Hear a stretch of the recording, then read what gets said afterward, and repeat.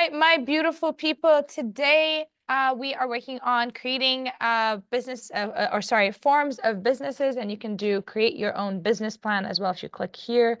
See where that takes. Oh, open a new window. Does it want to take us there? No? Oh, it took us. No, that's the SBA. All right, ignore the link. Moving on. All right, so here we're going to define the different types of businesses, formations, and understanding the advantages and the disadvantages of these businesses that you see over here. Now, what we have here are things like the sole proprietorship, partnerships, corporations, franchising, and LLC. These are the things that we're actually going to go on. And for a little bit, we're actually going to talk on mergers and acquisitions. Hopefully that's the case. Okay. Anyone here knows what a sole proprietorship is?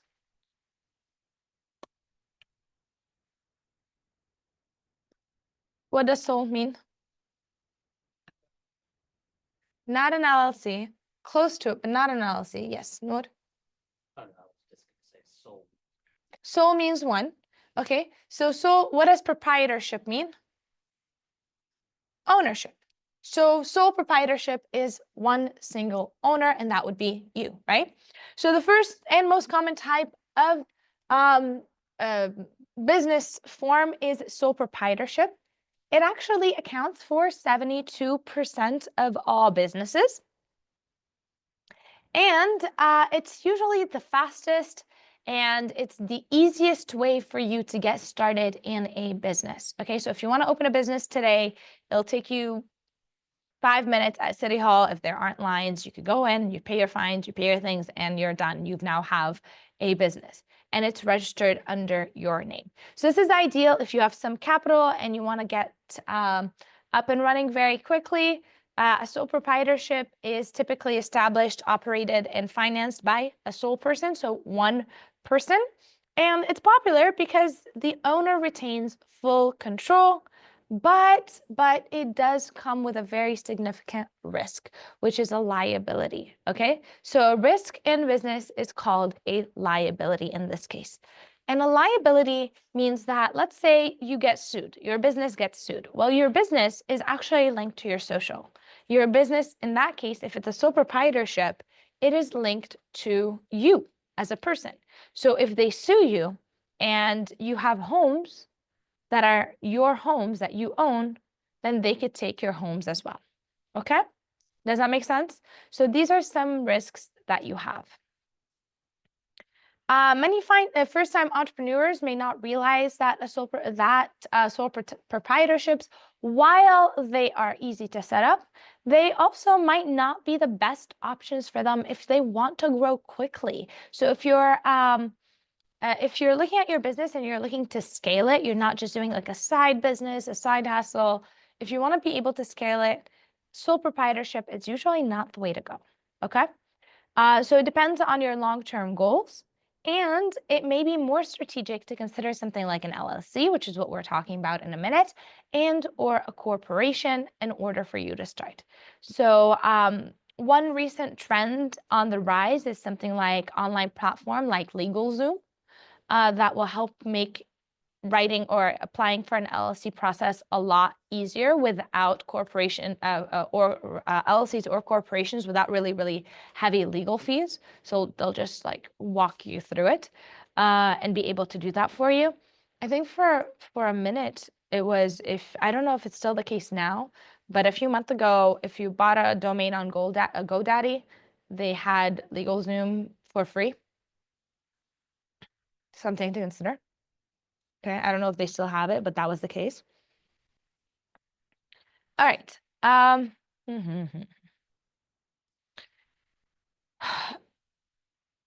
Okay. So let's break down the pros and the cons of a sole proprietorship. The big draw is how easy it is to start and to manage. Really quick, again, you keep all the profit, you have complete control, you enjoy relative freedom from the government. But it also has its unlimited liability. That means if your business again faces litigations, your personal assets are the one that are going to be accountable. Additionally, if you're a sole proprietorship or owner of a sole, you wear a lot of hats. That's usually the case when you start a business anyways, but you wear a lot of hats in this case. So you might be the CEO, the accountant, the janitor, the driver, all in one, okay? So this is generally the kind of business that you have. And as you expand, it can lead to burnout and inefficiency. So you may get really, really tired and really burnt out. And it's really tiring to work by yourself for a while, okay? You might also face difficulty raising capital, and banks might be hesitant to lend you money, okay? It's also important that you get insurance for your sole proprietorship. And so that insurance helps mitigate some of the risk that you will have on your business as well. What you want to consider is professional liability insurance or business interruption insurance to protect your assets. But you also want to build relationships with your local bank, credit unions early on so that you can increase the chances of securing a loan and things like that. The next thing that we have, go ahead. Yes. Yes, yes. And then partnerships are very similar to sole proprietorship. What do you think the difference is? The difference is more than one person. Okay, partnership. There's two or more people that agree to form a business and operate it together. Usually there are different types of partnerships. So you have partnerships, general partnerships, where the profit and the responsibilities are shared equally. And you have limited partnerships where one partner or more partners have limited liability and limited involvement. They're kind of like more so of investors than anything else. Okay?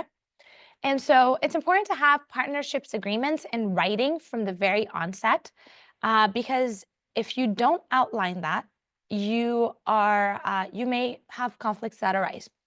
Okay, so many partnerships falter because of lack of clear expectations. Anytime you want to start something, make sure you start it with clear expectations.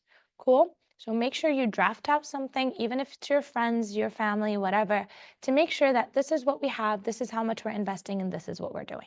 Okay? So what are the pros and cons of partnerships that you have? They're very easy to form. Okay? So you'll have more capital and combined skills of partners that can help you create a competitive edge. Partnerships come with their own sets of challenges, though. And so unlimited liability for general partners. So the biggest issue is unlimited liability for general partners. So let's say you come into this disagreement and these disagreements are inevitable, right? But you come into a bigger disagreement and there's, maybe you're looking at reinvesting profits or how to grow the business. Now, these things can make a partnership very difficult to maintain because you have different opinions. So what do you do then? Okay. So you have to figure out what are the next steps that you could take? How do you navigate these issues? If one person stops paying payments on their car loan, their personal car loan, can they go after the business? Things like that. Mm.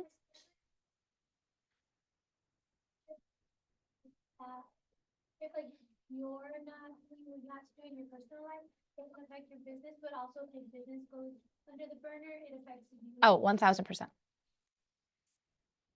Mm-hmm. And then you have someone else's stuff also affecting you. Yeah.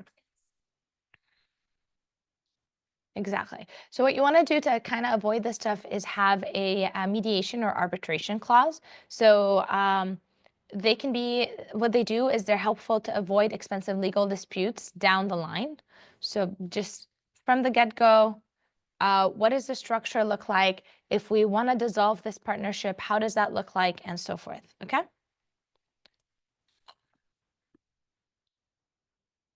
Okay. Oh, these are the advantages and disadvantages. Sorry. You can look through them.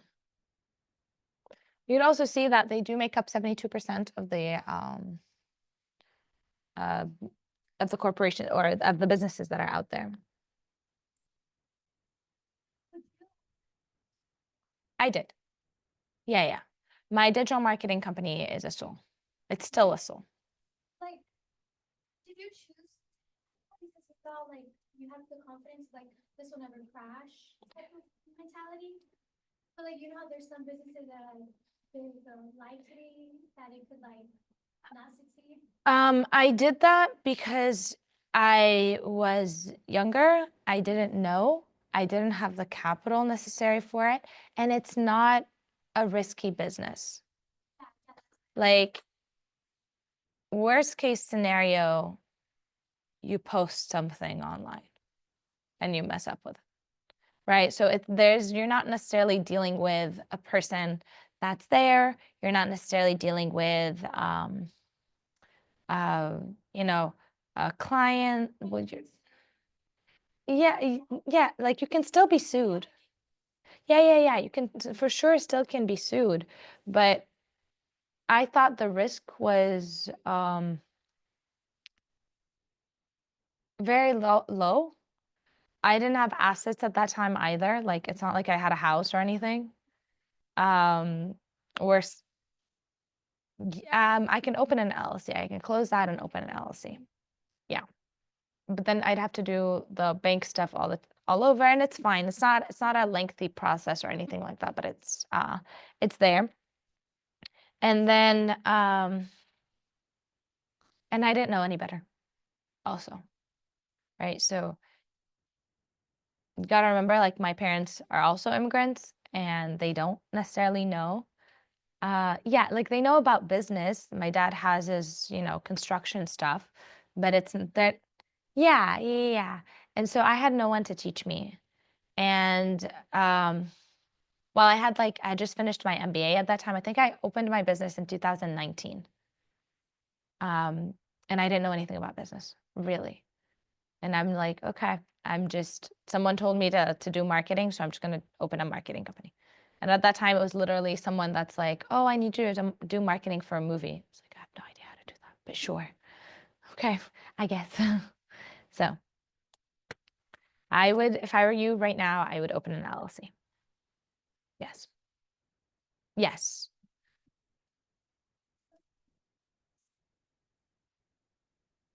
Wants to start like a box truck business. Mhm. And like they know that I know about like all the trucking business, so they're like, I want you to help them. And I'm like, oh, well, LLC would be like the best option. Yeah, usually. Yeah. Thank you. Yeah. Yeah, and they're easier to manage. They're very similar to a sole. It's like a hybrid between a corporation and a sole proprietorship, kind of. So it's good. It's just a limited liability. Yeah, there you go. I didn't know that. I like it. Okay.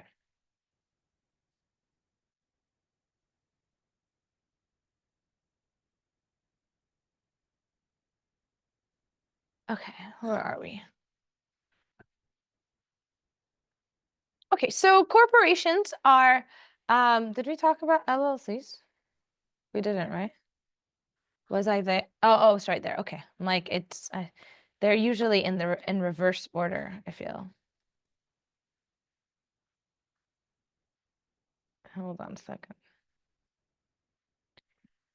All right. So corporation are distinct legal entities. They separate from their owner, which offers key advantages like limited liability. The corporation itself is liable for its debts, not the shareholder. Okay. So not you as the person, your business is liable for its death. Death. What am I talking about? Death. Murder. No, God forbid. Okay, so this separation makes corporation a popular choice for growing businesses. That's usually the case. And shareholders own corporations and have a significant power, often the ability to remove a CEO through board of directors.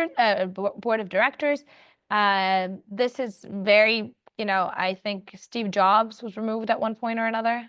I want to say, from his corporation. Carl's Jr. In the 90s removed the company's founder, Carl, from his position as well. So corporations are owned by the shareholders, and the shareholders have a board, and that board decides what happens. Okay. Another thing to consider is the growing importance of environmental and social and governance factors. So in corporations, so shareholders are increasingly demanding that corporations not only deliver in terms of business, but also deliver in terms of being equitable to the environment and to the people and everything like that. So companies like I don't know, Patagonia have been at the forefront of aligning for-profit motives with social goods. So the idea is that you don't live alone, you don't live in isolation, you use your business to also do good in the community as well and in the world. All right, so the hybrid solution between the two would be the limited liability company, but that way you have the limited liability, but you do not want a complex structure to forming a corporation. So then LLC is the attractive option that you really just want to look at. And an LLC combines the liability protection of the corporation with tax flexibility of a partnership. Okay, so that's what we're doing. You have the limitations and you have the benefits of the liability, but you also have the benefits of the taxes. So there are different types of corporations. We're going to take a look at the C-type corporations. They're similar to LLCs, but LLCs have become the popular choice for small and medium-sized companies. But if you look at your book, you'll be able to find the other types of the corporations as well. Okay, and if you plan on to bring on investors or employees to your LLC or in the future to your business, LLC actually gives you a lot more freedom to do that versus, so in regards to profit distribution or ownership structure than would a sole proprietorship. Okay, so it gives you more options to do that. Anyone here ever done edited videos? Do you ever edit videos maybe on Instagram or something? Okay, have you ever edited videos on a more complex software? Okay, so when you do the Instagram one, you basically have option 1, option 2, option 3. It's simple. You get what you need, you're done. Okay, when you have Final Cut Pro, for example, you have an array of options at your arsenal, and you just can use whatever you want out of them. Okay, it's kind of like that. You have the basics, which would be the sole proprietorship, and then as you grow into LLCs or corporations, you have more flexibility. Okay, more tools that you can use and more things that you could work with. Corporations offer, all right, there's your advantages of and disadvantages of corporations, which we talked about a few minutes ago, and I'm assuming there should be one in, okay, maybe not. Okay.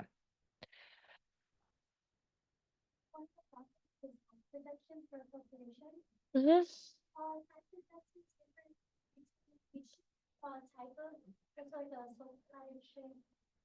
Sole doesn't have, I don't think Sole has many tax deductions. Well, yes, actually, yeah. They're different. Yeah, they're very different when you're filing taxes. Sole is filed as if you're just filing your normal tax. Yes. Okay, perfect. All right. Which of the state has the most registered corporations? What do you think? That's highlighted right there. Anyone know what that state is? Delaware. It's Delaware. Okay. So why Delaware? Well, Delaware is the home to more registered companies than any other state out there.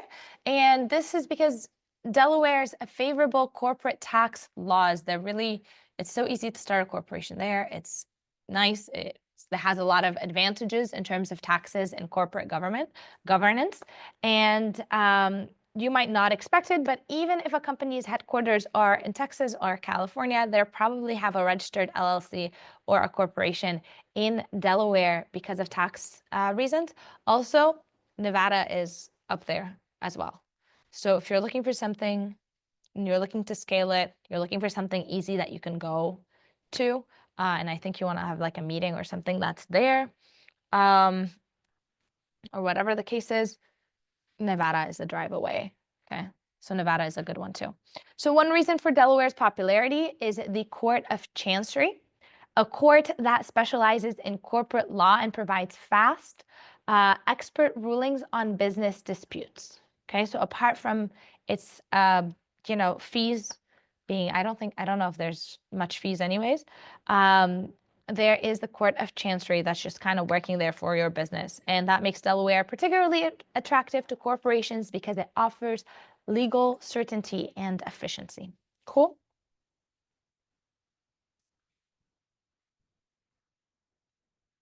All right, so another way to run a business that you have is to, instead of starting from scratch, you can franchise. And franchising is another an option that can be particularly appealing if you want something with an established brand, okay? So you know that if there's a McDonald's down the street, there's a whole amount of people, of community that knows McDonald's that will go to McDonald's anyways, right? You have to do nothing but provide the fact that there's a McDonald's, okay?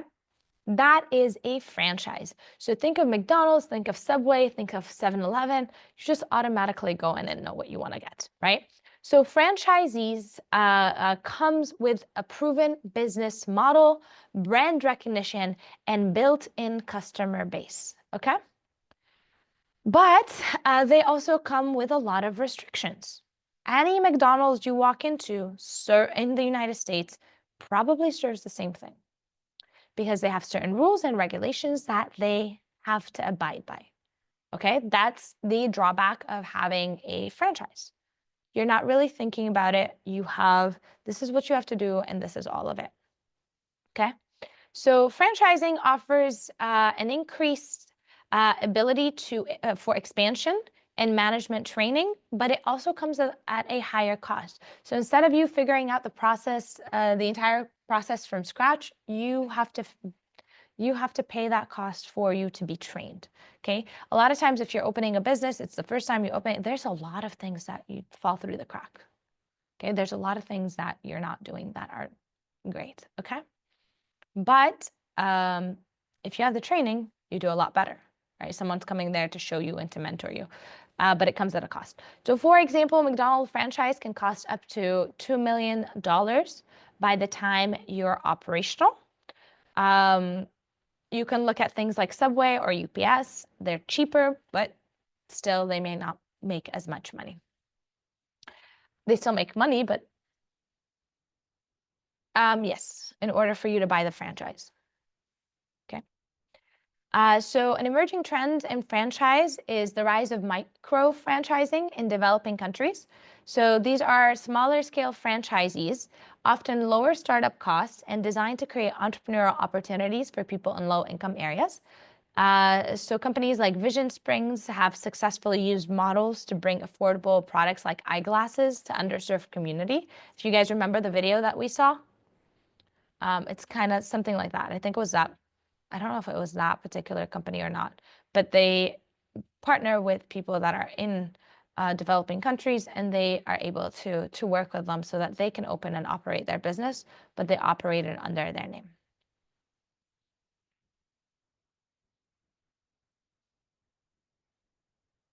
Okay. All right, so when it comes to growing your business or growing businesses, you have, I just realized that this slideshow is very small. Speaking of things that we couldn't figure out. Anyways, sorry, distracted there for a moment. When it comes to mergers and acquisitions, they are very common for businesses that are growing. So about 97% of mergers and acquisition activities consist of acquisition. Does anyone know what a merger and an acquisition is? When two companies combine into one, that's a merger. What's an acquisition? When one company buys out another. Acquisition, the word just remind me of like, I don't know why, like conquistador. It's just, I feel like there's a conquest happening. Ha! We're taking over, huh? Yeah, exactly. And so mergers are less common. Involves two companies joining forces to create a new entity. A high-profile example of a merger is the 100 billion deal between Anheuser-Busch and SAB Miller, creating one of the largest beer companies in the world. But that merger cost $100 billion.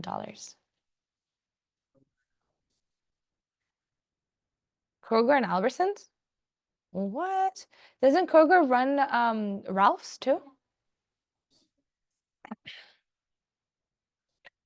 I didn't know that. Wow. It's Kroger. Kroger's, yeah. Safeway? Safeway, yeah. I don't, is Safeway part of it?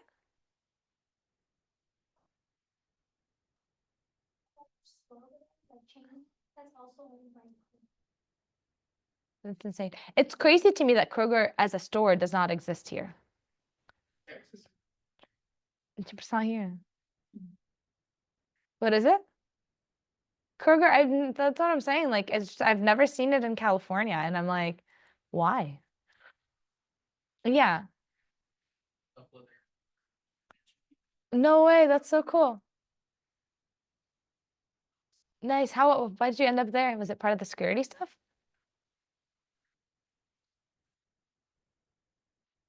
Yeah, my buddy was director of operations there, and he was like, "Hey, you want to sit in on this meeting?"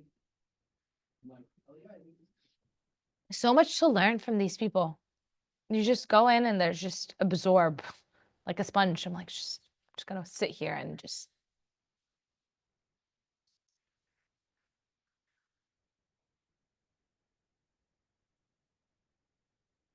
That's awesome. I'm so happy you got to do it. That's great. Of course. Did you get to, what is it? Is two companies merging into one not breaking anti-monopoly laws, or how does that work? Well, no, there are still other beer companies out there, right? They're not like competitors, like. Yeah. You're just hogging all, and there's no other competition.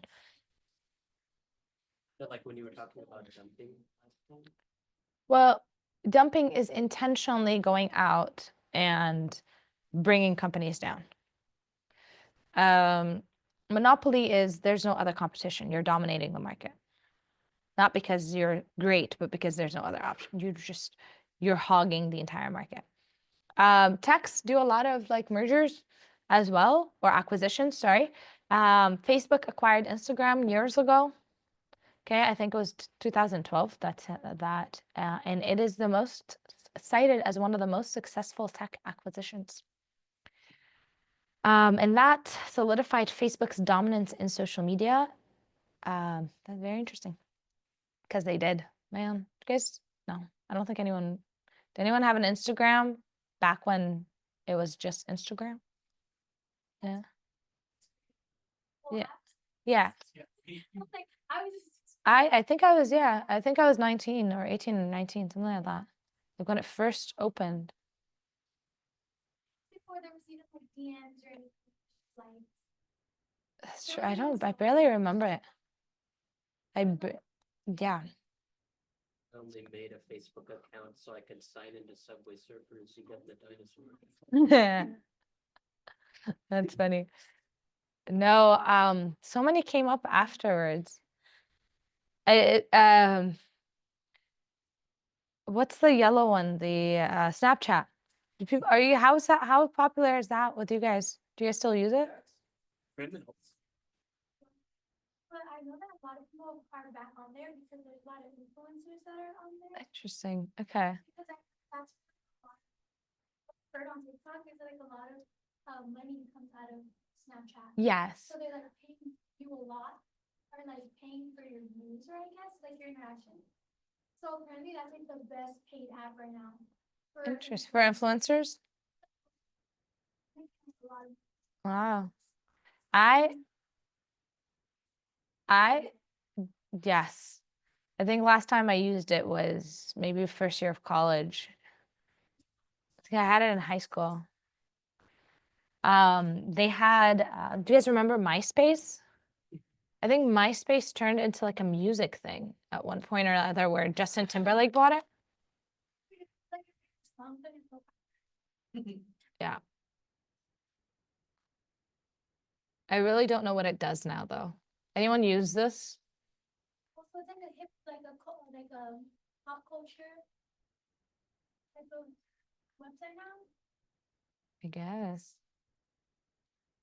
So you get to connect with the singers? Is that what it is? How interesting.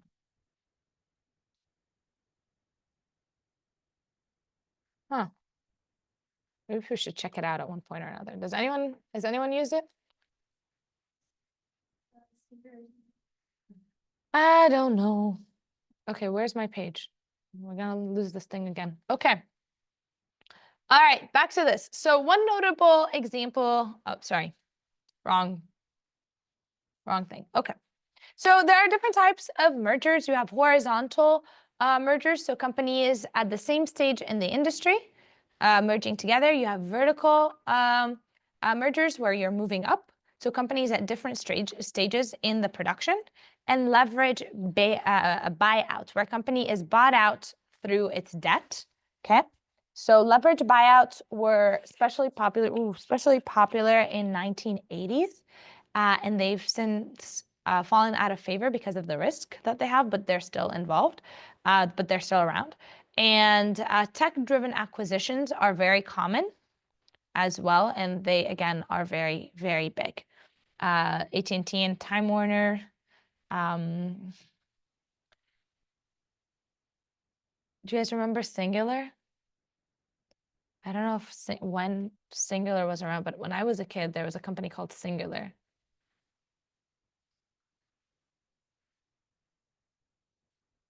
Oh, there it is with a C. This one. Okay, and then they bought it out. AT&T bought it out. They acquired it. Broadcasted mergers. Especially, I think it's one that people notice the most. Like when T-Mobile bought out Metro and What's the other one? Not Cricket. Cricket is another company that they have, right? Cricket phone company. Cricket is also a franchise, I think. bought T-Mobile. I don't know who bought T-Mobile. They bought like $1 billion. From Ryan Reynolds. Is that his name? This is also a you could have a Cricket store. It's Oh, it's not that much. well, this is to invest. You have a liquidity of that much. Cricket conducts background checks. I don't know. Let's see. You guys want to apply? No, it doesn't tell us more.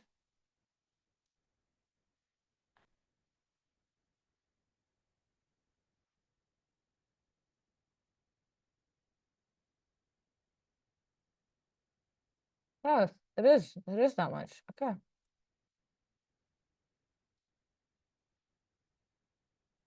All right. So I guess it's not officially a franchise. It is authorized retailers.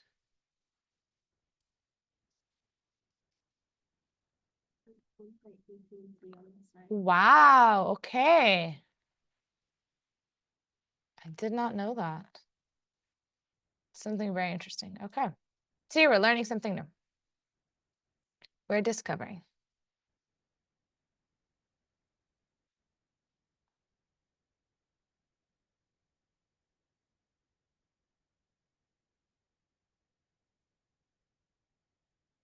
Okay, so I guess that's it for this lecture. For those of you who are watching online, that is it for those of you who are here. Stick around.